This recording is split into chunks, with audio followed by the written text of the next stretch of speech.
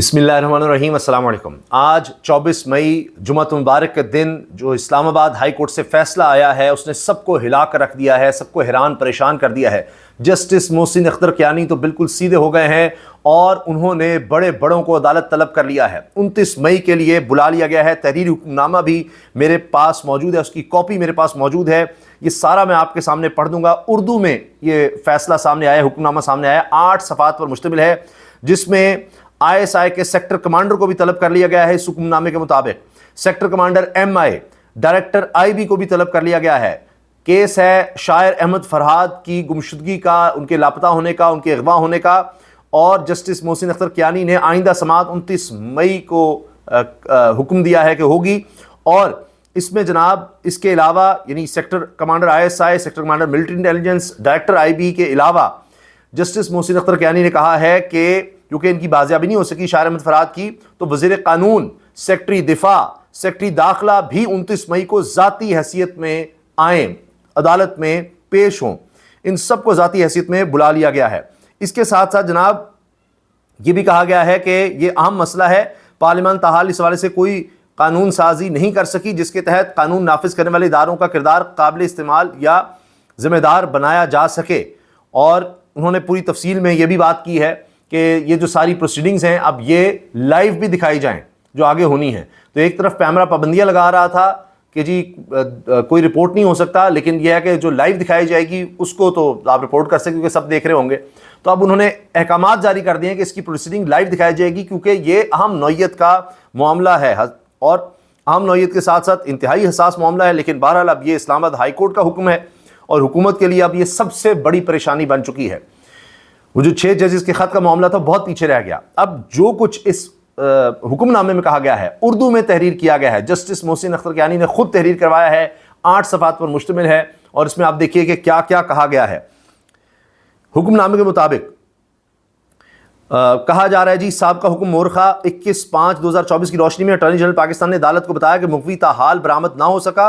मगर वो इस सिलसिले में तमाम मुतल्लिक़ा इदारों बशमूल MI, ISI और CTD से राबते में हैं और सेक्रेटरी दाखिला और सेक्रेटरी दिफा से बातचीत जारी है। और इसी ज़िम्न में तमाम रियासती इख्तियारात और वसाइल को इस्तेमाल करते हुए मुगवी को बहिफाजत बरामद करवा लिया जाएगा, ये कहा जा रहा है जी। आगे सफ़ा नंबर 2, ये मैं जो तहरीरी हुक्मनामा है इस केस का वो मैं आपके सामने पढ़ रहा हूँ, उसकी कॉपी मेरे पास मौजूद है। वहाँ से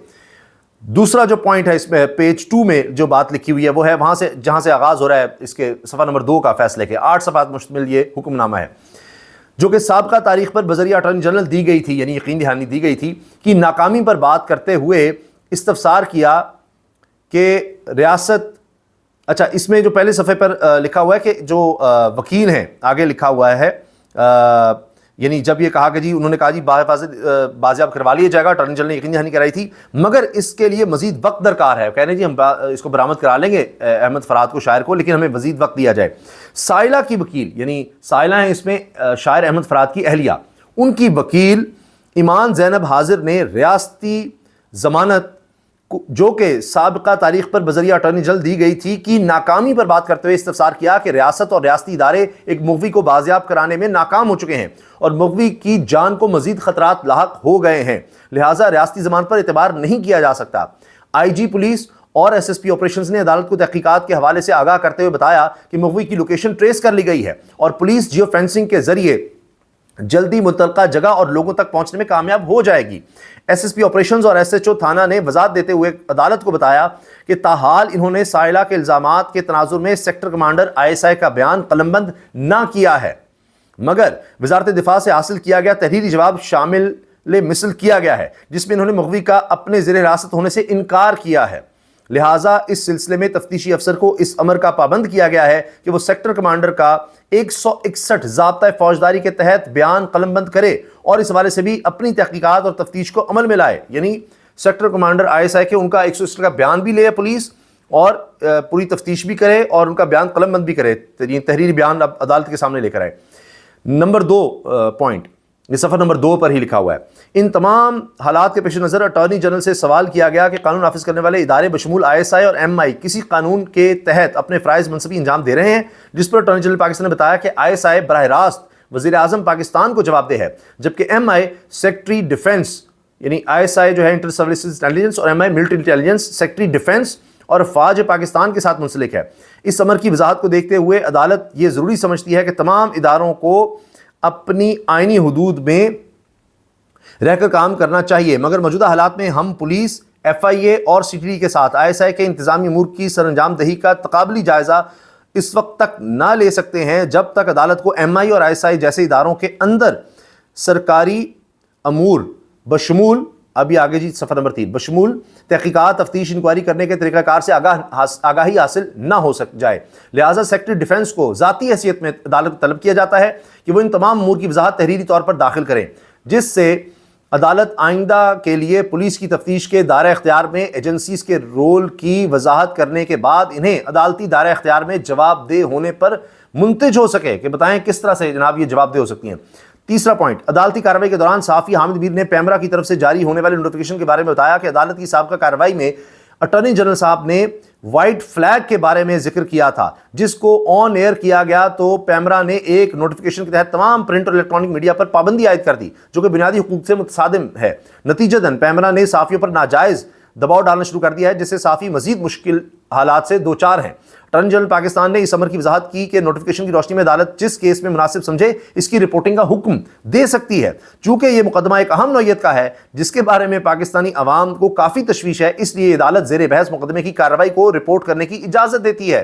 پیمرا کی کوئی کارروائی یا نوٹیفیکیشن تاحال عدالت کے سامنے زیر سماعت نہ ہے، اس لیے اس کے متعلق کوئی حکم جاری نہ کیا جا سکتا۔ مزید برآں عدالت مسنگ پرسنز کے تمام کیسز کو لائیو سٹریم کے ذریعے نشر کرنے کا حکم دیتی ہے، جس سے عوام کی آگاہی اور اہم قانونی معاملات کو سمجھنے میں آسانی ہو سکے۔ اس حوالے سے عدالت رجسٹرار کو انتظامی طور پر نوٹ پیش کرنے کا حکم دیتی ہے، یعنی رجسٹرار جو ہے اس کے لیے انتظامات کرے۔ صفحہ نمبر 4 اور چوتھا پوائنٹ، دوران بحث عدالت اس نتیجے پر پہنچی ہے کہ لاپتہ افراد کا مسئلہ اس وقت مفاد عامہ کا سب سے اہم مسئلہ ہے، اور اس کے لیے تاحال پارلیمان سے کوئی قانون سازی نہ ہو سکی ہے جس سے لا انفورسمنٹ ایجنسیز کے کردار کو قابل استعمال یا ذمہ دار بنایا جا سکے، اور اس کے ساتھ ساتھ حکومت کی طرف سے بنایا گیا commission of inquiry on enforced disappearances سے بھی خاطر خواہ فوائد حاصل نہ ہو سکے۔ لیکن ان تمام مسائل کا حل فی الحال مندرجہ بالا ایجنسیز کے اندرونی اختیاری اور انتظامی معاملات کو سمجھنے کے بعد ہی کیا جا سکتا ہے۔ لہٰذا عدالت اٹارنی جنرل اور سائلہ کی وکیل ایمان زینب حاضر کو اس امر میں ماہرین کو نامزد کرنے کے لیے حکم صادر کرتی ہے، ان کے نام عدالت میں پیش کیے جائیں۔ علاوہ ازیں عدالت حامد میر اور سیکٹری PFUJ کو یعنی Pakistan federal union of journalist کے سیکٹری کو عدالتی معاون مقرر کرتی ہے۔ چونکہ حامد میر اور سیکٹری PFUJ کو عدالتی معاون اور پھر یہ بھی کہا جا رہا ہے کہ ایکسپرٹس کو بھی لیں۔ پانچواں پوائنٹ، چونکہ لاپتہ افراد کا مسئلہ فرد واحد کا مسئلہ نہیں اور نہ ہی یہ موجودہ مغوی کے بازیاب ہونے کے بعد ختم ہو جائے گا، لہٰذا اس کے مستقل طور پر طریقہ کار کو وضع کرنا ضروری ہے، جس کے لیے مندرجہ ذیل سوالات تحریر کیے جاتے ہیں جو کہ عدالت کی آئندہ کارروائی کے لیے ضروری ہیں۔ نمبر 1، IG پولیس پچھلے 1 سال کے تمام تھانوں میں نامعلوم افراد کے حوالے سے درج مقدمات کی تحریری رپورٹ پیش کریں، جس میں تفتیشی افسران نے مغویان کے بیانات یا لواحقین کے بیانات کسی ایجنسی کے خلاف لگنے والے الزامات کے حوالے سے ریکارڈ کیے ہوں، اور اس ضمن میں تفتیش کرتے ہوئے متعلقہ ایجنسی کے سیکٹر کمانڈر کا بیان قلم بند کیا ہو۔ نمبر 5واں صفحے پر نمبر 2 سوال، لاپتہ افراد اور جبری گمشدگیوں کے حوالے کی ریاستی مدد بطور ہرجانہ کس طرح ممکن ہے اور اس کے لیے کیا طریقہ کار درکار ہے؟ نمبر 3 سوال، عمومی طور پر MI IB اور ISI پر لاپتہ افراد اور جبری گمشدگیوں کے حوالے سے الزامات لگائے جاتے ہیں، جس کی وجہ سے ان کی ساکھ اور انتظامی امور متاثر ہوتے ہیں اور عوامی کی نظر میں ان اداروں کے بارے میں منفی تاثر پھیلتا ہے۔ اس سلسلے میں ریاست نے اب تک کیا اقدامات سر انجام دیے ہیں جس سے ادارہ جاتی مخاصمت کو ختم کیا جا سکے اور ریاست کے اہم اداروں کو اور ان کی ساکھ کے حوالے سے عوام میں منفی تاثر کو ختم کیا جا سکے؟ اس سلسلے میں لا منسٹر اور سیکٹری لا کو بطور عدالتی معاون طلب کیا جاتا ہے۔ اچھا جی، چوتھا سوال جو صفحہ 5 پر ہے، ISI MI IB میں سیکٹر کمانڈر کے فرائض میں کیا امور شامل ہیں اور کس قانون کے تحت ان کی وضاحت کی گئی ہے؟ انتظامی امور کے حوالے سے ISI MI IB کے افسران کس کوڈ آف کنڈکٹ کے تابع ہیں؟ 5واں سوال، پچھلے 1 سال میں کسی بھی درج شدہ مقدمے میں کسی تفتیشی افسر نے کسی بھی ISI MI IB کے عملے افسران کا بیان قلم بند کیا ہو اور شامل تفتیش کیا ہو؟ اگر کیا ہے تو اس کا طریقہ کار کیا ہے؟ یہ اب صفحہ نمبر 6 آ گیا ہے اور سوال ابھی بھی جاری ہیں۔ سوال نمبر 6 ہے ISI MI IB نے بطور محکمہ پولیس FIA CTD کے ساتھ مشترکہ طور پر کام کرنے کے حوالے سے کوئی SOP standard operating procedure SOP قواعد و ضوابط جاری کر رکھے ہیں تو ان کی وضاحت کی جائے۔ 7 ISI MI IB نے آج تک کتنے افراد کو تحقیقات و تفتیش کے سلسلے میں زیر حراست لیا ہے اور اس تفتیش کے زمرے میں پولیس نے کتنے مقدمات درج کر کے ملزمان کو چالان کیا ہے؟ 8 پچھلے ایک سال میں ISI MI IB کے افسران اگر کسی شخص کی ناجائز حراست بلیک میلنگ فون ٹیپ کرنے یا ہراساں کرنے میں ملوث پائے گئے ہوں تو ان کے خلاف کیا کارروائی عمل میں لائی گئی ہے اور کتنے سرکاری افسران کو سزا دی گئی ہے؟ 9 پچھلے ایک سال میں پاکستانی شہری اور غیر ملکی افراد کو کسی بھی ایجنسی نے اپنی تحویل میں لیا ہو تو اس عمل میں ہونے والے اخراجات کی مد میں کتنی رقم خرچ کی گئی ہے؟ 10 ISI MI IB کے مجاز افسران ذاتی حیثیت میں پیش ہو کر اپنے محکمے کے انتظامی امور کے حوالے سے عدالت کی معاونت کریں۔ نمبر 11 یہ اب صفحہ 7 ہے، بس یہ ختم ہو رہا ہے یہ حکم نامہ، یہ اس کا صفحہ نمبر 7 8 صفحات مشتمل ہے، اس کے بعد آخری صفحہ۔ اچھا جی 11واں نمبر ہے عدالتی معاونین بالخصوص صحافی اور سیکرٹری PFUJ نے اس امر کی وضاحت کرنی ہے کہ لاپتہ افراد یا دیگر مقدمات کی رپورٹنگ بذریعہ الیکٹرانکس یا پرنٹ میڈیا کے منفی یا مثبت کیا نتائج ہو سکتے ہیں اور یہ رپورٹنگ کس حد تک عام شہری کے بنیادی حقوق کے تحفظ میں مددگار ثابت ہو سکتی ہے۔ مزید برآں اس طرح کی رپورٹنگ پر کیا قانون کی کسی قدغن کی اجازت دیتا ہے اور لاپتہ افراد جبری گمشدگی کے مغویان کی برآمدگی کے حوالے سے کون سا ایسا طریقہ کار اپنایا جا سکتا ہے جس سے اس قبیح فعل کو ختم کرنے میں مدد مل سکے۔ 12واں سوال ایجنسیز، یہ آخری سوال ہے جی، ایجنسیز کے اندر وہ کون سے انتظامی طریقہ کار باقاعدہ طور پر وضاحت سے نوٹیفائڈ ہیں جس سے ان ایجنسیز کے اندر موجودہ اکاؤنٹیبلٹی کا نظام نظر آتا ہو اور اس سیلف چیک میکنزم کے تحت ادارے کے افسران اور ملازمین اپنی غلطیوں کوتاہیوں اور غیر قانونی امور کے لیے جواب دہ ہوں۔ اب جناب یہ تو 12 سوال تھے، اب آ جائیے چھٹے نقطے پر، یعنی یہ 5ویں نقطے کے اندر، یہ 5ویں پوائنٹ میں یہ 12 سوال پوچھے گئے ہیں۔ اب چھٹا پوائنٹ ہے جی، اچھا اندری حالات، یعنی یہ جو حالات ہیں اٹارنی جنرل پاکستان کے مقدمہ ہاضہ کے التوا کی صدا کو معاملے کی سنجیدگی کے پیش نظر زیر غور نہیں لایا جاتا اور مقدمہ ہاضہ کو آئندہ تاریخ مورخہ 29/5/2024 کے لیے مقرر کیا جاتا ہے کہ لمبی تاریخ نہیں دے سکتے۔ تمام متعلقہ افراد بشمول لا منسٹر، اب جناب 8واں اور آخری سوال، law minister, secretary interior, secretary defence, sector commander ISI، director IB، sector commander MI کو آئندہ تاریخ سماعت پر عدالت میں حاضر ہونے کا حکم دیا جاتا ہے۔ 7واں پوائنٹ، مزید برآں اگر مغوی آئندہ تاریخ سماعت سے قبل بازیاب ہو جائے تو اس ضمن میں فوری طور پر تحریری رپورٹ بذریعہ رجسٹرار عدالت میں پیش کی جائے۔ محسن اختر کیانی جج۔ یہ جناب میں نے آپ کے سامنے 8 کے 8 صفحات جو حکم نامے کے ہیں وہ لفظ بلفظ پوائنٹ بائی پوائنٹ آپ کے سامنے رکھ دیے ہیں اور اسی سے آپ اندازہ لگائیے کہ معاملات اب کس طرف جا رہے ہیں۔